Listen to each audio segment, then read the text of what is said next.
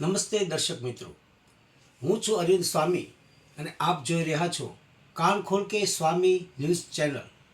આ એપિસોડમાં આપણે વાત કરીશું કે ગઈકાલે બીએપીએસ સંસ્થા દ્વારા એક સુવર્ણ મહોત્સવ, કાર્યકરોનો સુવર્ણ મહોત્સવ એવા બેનર હેઠળ એક સરસ મજાનો અદ્વિતીય કાર્યક્રમ યોજાયો છે। બીએપીએસ એટલે બોચાણવાસી અક્ષર પુરુષોત્તમ સંસ્થા, જેના વડા પ્રમુખ સ્વામી હતા અને અત્યારે મહંત સ્વામી એમના વડા છે। સાહેબ, કાર્યકરોનું સન્માન થવું એ બહુ મોટી ઘટના છે, બહુ મોટી વાત છે। કોઈ પણ સંસ્થા, કોઈ પણ કંપની અને કોઈ પણ માનો કે શિક્ષણનું, કોઈ રાજકારણનું હોય કે પછી સામાજિક ક્ષેત્રે કોઈ સેવાનું કામ હોય, સાહેબ, આ બધાની અંદર કાર્યકરો છે એ પાયાના પથ્થર છે। કાર્યકરો છે એ મૂલ્યવાન છે અને એ જેનાથી આખી સંસ્થા ઊભી હોય છે, જેનાથી આખું યુનિટ એક ઊભું હોય છે, સાહેબ, અડીખમ, એનો યશ કોઈ પણ સંસ્થા, સંઘ કે યુનિટ એના કાર્યકરોના ફાળે જાય છે। તમે નાનું એવું એક યુનિટ ચલાવતા હો તો પણ એમાં કાર્યકરોનો સિંહ ફાળો હોય છે। કાર્યકરો છે એ મોરના પીછા જેવા છે। પીછા વગરનું મોર સારો ન લાગે। કાર્યકરોના બળથી, એના સમર્થનથી, એમની નિષ્ઠાથી, એમના સેવાભાવથી, સાહેબ, આખી સંસ્થા છે એ ઝગમગી ઉઠતી હોય છે અને આવા જ લાખો કાર્યકર્તાઓ બીએપીએસ સંસ્થામાં ભરેલા છે। એ સંસ્થાને ભરેલા છે, સાહેબ। એ સમર્પિત કાર્યકરો છે બધા, જેને આપણે ગુજરાતીમાં સ્વયંસેવકો કહીએ છીએ। અને કેટલું સરસ, ગઈકાલે અમદાવાદના મોટેરા ખાતે આવેલા નરેન્દ્ર મોદી સ્ટેડિયમ, આમ તો એ સરદાર વલ્લભભાઈ પટેલ સ્ટેડિયમ જ છે જૂનું નામ, પણ આપણા સાહેબને સરદાર પટેલ ઉપર ખૂબ પ્રેમ એટલે એમને સરદાર પટેલનું નામ કાઢી અને પોતાનું નામ લખાવી દીધું। સારું થયું, એમને જે યોગ્ય લાગ્યું એમને કર્યું, પરંતુ આ સ્ટેડિયમની ક્ષમતા 1 લાખ કરતાં વધુ લોકો એકઠા થઈ શકે તેવી છે। વિશ્વનું સૌથી મોટું સ્ટેડિયમ એ ગણાય છે અને ત્યાં એ કાર્યક્રમ હતો અને કાર્યક્રમમાં મહંત સ્વામીના વડપણ હેઠળ 1 લાખ કાર્યકરોને સુવર્ણ કાર્યકર મહોત્સવ એટલે કે સન્માન તરીકે એમનું ત્યાં સન્માન કરવામાં આવ્યું છે। આ બહુ મોટી વાત છે। અક્ષર પુરુષોત્તમ સંસ્થા જે છે, સાહેબ, જે જગ્યાએ હશે, નાનું શહેર હશે ત્યાંથી માંડીને મહાનગરો સુધી, અક્ષરધામ ગાંધીનગરનું હોય કે દિલ્હીનું, બધી જ જગ્યાએ તમે જુઓ એમની જે સુચારું આયોજન છે, એમની જે વ્યવસ્થા છે, એમની ટીમ છે, એમનું જે કામ છે, સાહેબ, એમની જે શિસ્ત છે, એ આખા મહોત્સવને 4 ચાંદ લગાવે છે। 2 લાખ માણસો ભેગા થાય, 1 લાખ થાય, 3 લાખ થાય કે 5 લાખ થાય, આટલી બધી સંખ્યામાં હરિભક્તો આવતા હોવા છતાં, સાહેબ, કોઈનું એક ચપ્પલ પણ ક્યારેય ચોરાતું નથી। અને એનું એક જ કારણ છે કે નિષ્ઠાવાન કાર્યકરોની ફૌજ એમની પાસે છે। બીએપીએસ સંસ્થાનો કાર્યકર છે એ પોતાનો હોદ્દો ભૂલી જાય છે, એ પોતાનું પદ ભૂલી જાય છે, એ પોતાની પ્રતિષ્ઠા ભૂલી જાય છે, એ પોતાનું સામર્થ્ય છે એ ભૂલી જાય છે, સાહેબ, હરિને અર્પણ થઈ જાય છે। ભગવાન સ્વામિનારાયણનો એ સેવક બની જાય છે।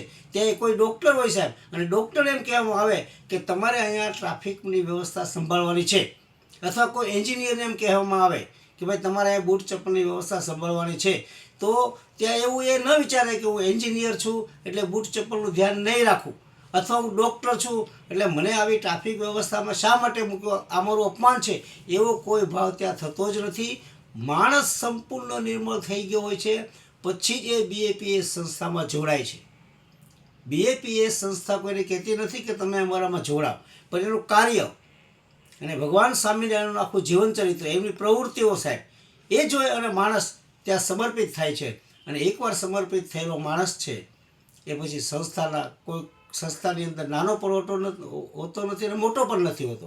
કોઈ પણ કામ સોંપવામાં આવે એ ખૂબ નિષ્ઠાથી, ખૂબ લગનથી, ખૂબ પ્રમાણિકતાથી, સાહેબ, અને તન મન ધનથી એ કાર્યની અંદર એ લાગી જાય છે। આવા અસંખ્ય કાર્યકરો છે જે અક્ષર પુરુષોત્તમ સંસ્થા સાથે, બીએપીએસ સાથે જોડાયેલા છે, સાહેબ, ભળેલા છે, એમાં સમર્પિત છે અને એવા 1 લાખ કાર્યકરોનું ગઈકાલે મહંત સ્વામીના નિશ્રાની અંદર એ બધાનું સાહેબ સન્માન કરવામાં આવ્યું. આ રીતે મહંત સ્વામી અને એની આખી ટીમ, ડૉક્ટરોની જે ટીમ છે એ બધી જ ટીમ જે છે એ ખૂબ જ સરસ એમણે કામ કર્યું. એમની જે વ્યવસ્થા છે એ સાહેબ દાદ માગી લે તેવી હોય છે. 1 લાખ લોકો ભેગા થાય છે અને એની વ્યવસ્થા માટે બીજા 5-10 હજાર લોકો હોય સાહેબ, તો પણ ક્યાંય કોઈ જાતની ગડમથલ હોતી નથી, ક્યાંય કોઈ જાતની અવ્યવસ્થા સર્જાતી નથી.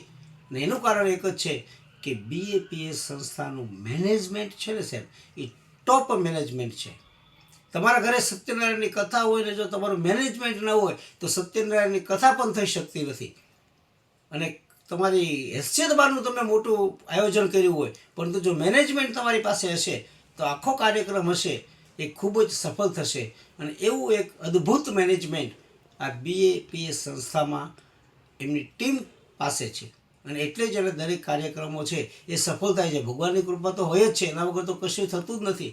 અને પ્રમુખ સ્વામી જેમના વડા હતા, એ પ્રમુખ સ્વામી એમની નિશ્રામાં વર્ષોથી આ પ્રકારના બધા જ કાર્યક્રમો, અક્ષરધામનો જે પ્લાન છે 2 જગ્યાએ, અહીંયા અને વિદેશોમાં પણ, બરાબર, એ બધું જ પ્રમુખ સ્વામીનું જ એક સ્વપ્ન છે. અને પ્રમુખ સ્વામીને જે લોકો મળ્યા છે, હજારો લોકો એમને મળ્યા છે, લાખો લોકો એમને મળ્યા છે સાહેબ. અને મારી પણ પત્રકારત્વ તરીકેની પ્રથમ કારકિર્દીની અંદર મારો કોઈ પ્રથમ ઇન્ટરવ્યૂ મેં કર્યો હોય વ્યક્તિ વિશેષમાં, તે પ્રમુખ સ્વામીનો ગોંડલ ખાતે કરવામાં આવ્યો હતો 96-97માં સાહેબ, 96-97માં ગોંડલની અંદર પ્રમુખ સ્વામી સાથે મારી પહેલી મુલાકાત હતી પત્રકારના રૂપની અંદર. અને મેં એમનો 1 કલાક સુધી એમની સાથે બધી વાતચીત કરી, એમનો આશીર્વાદ લીધો. અને મારું પહેલું જ ઇન્ટરવ્યૂ વ્યક્તિ વિશેષની અંદર હોય તે પ્રમુખ સ્વામીનું હતું. ત્યારથી મારી કારકિર્દીની શરૂઆત થઈ. એનું હું માનું છું કે હું પણ આ ક્ષેત્રની અંદર ખૂબ ભાગ્યશાળી છું. અને એમને મને જે કહ્યું 2-3 વાક્યો એ મેં અત્યાર સુધી જાળવી રાખ્યા છે સાહેબ. અને એને મને લખીને મારી બુકમાં એક લખેલું છે એમના હસ્તે કે નીતિથી આગળ વધવું, અનીતિ ના કરવી, નીતિથી જ આગળ વધવું સાહેબ. બાકીનું બધું ઈશ્વર ફોડી લેશે, તમે ચિંતા ન કરો. એમના જ શુભ હસ્તાક્ષરમાં લખેલું મારી પાસે એક પુસ્તક પણ છે. એટલે પ્રમુખ સ્વામી મહારાજ, એના પછી મહંત સ્વામી મહારાજ, અને એની નીચે જે લાખો સ્વયંસેવકો છે, અને બીજા અસંખ્ય, હું તમને કહું, તારામંડળ જેવા સાધુઓ એમની સાથે છે, જે ધ્રુવની જેમ ચમકે છે સાહેબ, સાધુવાદની અંદર જીવે છે. એમની બધાની આ બધી ખૂબ મહેનત છે. અને ભારતમાં આવી એક અવળી મોટી સંસ્થા છે સાહેબ, એ આપણા સૌના માટે ગૌરવની વાત છે. પ્રમુખ સ્વામી તો વિશ્વ વિભૂતિ હતા જ, મહંત સ્વામી પણ વિશ્વ વિભૂતિ છે. અને તમે જુઓ, આ સંસ્થા જ્યારે લોકો ઉપર આફત આવી છે, જ્યારે પછી પૂર હોનારત હોય, ધરતીકંપ હોય સાહેબ, અતિવૃષ્ટિ હોય કે દેશ ઉપર આફત આવી પડી હોય, ત્યારે અક્ષર પુરુષોત્તમ સંસ્થાના સ્વયંસેવકો છે એ પ્રજાની સાથે, પીડિતોની સાથે સાહેબ, અસરગ્રસ્તોની સાથે એની બાજુમાં જ એ વિકટ સ્થિતિમાં ઊભા હોય છે અને તન મન ધનથી એમને એ મદદ કરે છે. મને યાદ છે મહારાષ્ટ્રના લાતુરમાં જ્યારે બહુ મોટો ધરતીકંપ થયેલો, હજારો લોકો મરી ગયા, બધાના કાટમાળમાં બધું ફેરવાઈ ગયું સાહેબ, ત્યારે સૌ પ્રથમ ત્યાં BAPS સંસ્થા એ ત્યાં જઈ એના કાર્યકરોએ બધાને ફૂડ પેકેટ આપ્યા હતા, જીવન જરૂરિયાતની ચીજ વસ્તુઓ પૂરી પાડી હતી, રહેવા માટેના સાહેબ ટેન્ટ બનાવી દીધા. એટલું જ નહીં, પાકા મકાનો લાતુરની અંદર BAPS સંસ્થા દ્વારા આજે ઊભા છે સાહેબ, એને બનાવેલા મફતમાં, ફ્રીમાં સાહેબ. અને એવું જ જ્યારે કચ્છમાં ભૂકંપ આવ્યો ત્યારે પણ આ સંસ્થાએ એટલી બધી છૂટા હાથે મદદ કરી છે. બાકીના કોઈ પણ તકલીફ હશે, કોઈ પણ આફત હશે, કોઈ પણ સંકટ હશે, કોઈ પણ દુઃખ હશે, એ સ્થિતિની અંદર BAPS સંસ્થા છે એ લોકોની સાથે, પીડિતોની સાથે, અસરગ્રસ્તોની સાથે ખભે ખભો મિલાવી એની બાજુમાં ઊભા રહે છે. આ સંસ્થાનું સાહેબ સૌથી વધુ જો જમા પાસું હોય તો એ છે માનવ સેવા. લાખો કરોડોના ખર્ચે એ લોકો મકાનો પણ ઊભા કરી દે છે સાહેબ. શૈક્ષણિકમાં પણ એમનું બહુ મોટું નામ છે, સ્કૂલો પણ કેટલી એમને એ રીતે બંધાવી આપેલી છે. એટલે BAPS સંસ્થા છે એ તમે એક જુઓ તો માનવ સેવાની પ્રવૃત્તિથી ઝળહળતી એક સંસ્થા છે, જેનો દીપક ક્યારેય બુઝાતો નથી. અને પ્રમુખ સ્વામીથી માંડીને અત્યારે મહંત સ્વામી અને આખી એના પછીની જે આખી ટીમ છે સાહેબ, એ બહુ સરસ મજાનું કામ કરી રહી છે. આપણા સૌના માટે એ ગૌરવની વાત છે. ભારત માટે તો છે જ, કારણ કે વિશ્વમાં આટલી સંખ્યા ધરાવતું સંખ્યાબળ કોઈ સંસ્થા પાસે નથી. અને માત્ર સંખ્યાબળથી સંસ્થા નક્કી નથી થતી સાહેબ. સંસ્થાનું ભવિષ્ય સંખ્યાના આધારે નક્કી થતું નથી.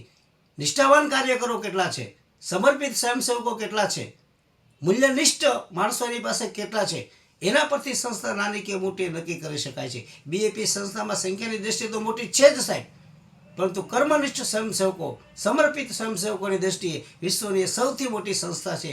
અને એ સંસ્થાની અંદર એક કાર્યકરનું સન્માન થવું, એક સ્વયંસેવકનું સન્માન થવું, તો તમે જુઓ સાહેબ, ટોચ ઉપર બેઠેલો કોઈ વડો હોય, એ વડાને આવો વિચાર આવ્યો હશે કે આપણે આપણા કાર્યકરોનું સન્માન કરવું છે, આ બધું જે કાંઈ છે એને હિસાબે છે. સુંદર વિચાર એમના મગજની અંદર આવ્યો અને વિચારનો એને અમલ કર્યો. એનાથી કાર્યકરો, સ્વયંસેવકોને એક બળ વધશે. અને એનો અર્થ એ થયો કે બીએપી સંસ્થાની અંદર નાનામાં નાનો માણસ જે છે, બરાબર, એનું પણ ખૂબ મૂલ્ય છે. અને એ પણ નજરઅંદાજ નથી. સંસ્થાના વડાને એ બધી ખબર જ હોય છે. અને એટલા માટે થઈ અને એમને આ સુવર્ણ મહોત્સવ કર્યો છે. બહુ સારું અને ગૌરવ લેવા જેવી આ વાત છે. અને પ્રમુખ સ્વામી અને મહંત સ્વામીના માત્ર સ્વયંસેવકો ઉપર નહીં, પરંતુ સમગ્ર રાષ્ટ્ર ઉપર, દેશ ઉપર એક આશીર્વાદ વર્ષા કરે એવી આપણે પ્રાર્થના કરીએ. અસ્તુ. મારો એપિસોડ આપણે ગમ્યો હોય તો લાઈક કરજો, શેર કરજો, સબસ્ક્રાઈબ કરજો અને બેલ આઇકોનનું બટન દબાવજો. અસ્તુ.